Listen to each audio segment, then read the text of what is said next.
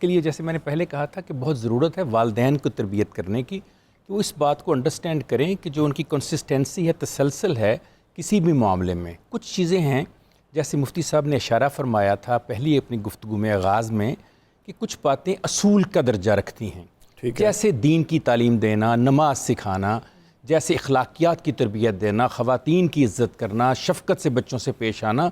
इस मामले में असूल के तहत सख्ती जायज़ है, उनको समझाया जाए बेटे इस बात पे किसी तरह का कंप्रोमाइज़ नहीं होगा।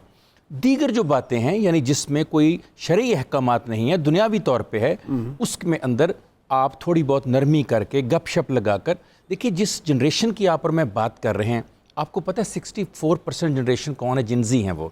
64% किसी अब मुल्क के लिए बहुत बड़ी नेमत होती है इतनी बड़ी आबादी। हमारा काम ये नहीं है कि हम उनको मोल्ड करें, हमारा काम है उनको अनफोल्ड करें। जो उनके अंदर सलाहियत है वो बाहर लेकर आएं। वो कैसे आएगी? जब पेरेंट्स को पता होगा मेरे बच्चे की सलाहियत क्या है। एक बात याद रखिए, औलाद अल्लाह की मलकियत है, वालिदैन सिर्फ निगरान हैं। आपसे निगरानी का हिसाब लिया जाना है कि आपने निगरानी कैसी की उनकी।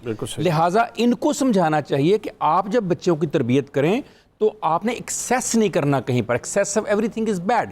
ना आपने लाड प्यार की इंतहा पे चले जाना है, ना आप सख्ती की इंतहा पे जाके बच्चों की शख्सियत को तोड़ फोड़ देना है। उसके अंदर जो रखने पड़ जाएंगे पूरी ज़िंदगी, कहीं बाहर से वो हल नहीं हो सकेंगे, पूरे नहीं हो पाएंगे। सो बैलेंस तरीके के साथ उनको बताना है, असूलों को छोड़कर बाकी चीज़ों के ऊपर उनसे गुफ्तगू कीजिए, कम्युनिकेट कीजिए, उनको भी बात करने दीजिए।